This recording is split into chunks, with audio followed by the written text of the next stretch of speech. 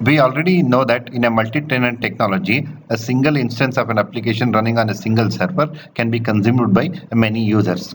However, multi-tenant applications ensure that tenants do not have access to data and configuration information that is not owned by them. If two different users are using a multi-tenant application, it is ensured that one user or one tenant will not have access to information not owned by him.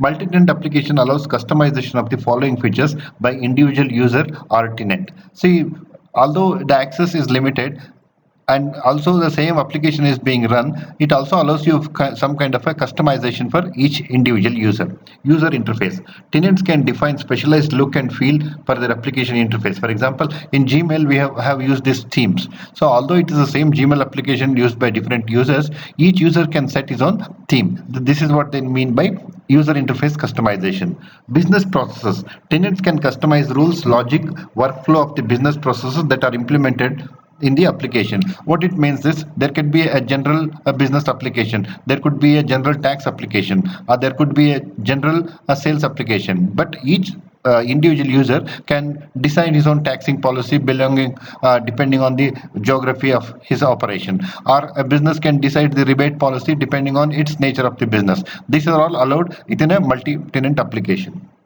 Data model. Tenants can extend the data schemes of application to include or exclude or remove fields in the applications. See, normally tenant application, when it's a generic application, they have a general fields, but they can be removed depending on the requirement of your application.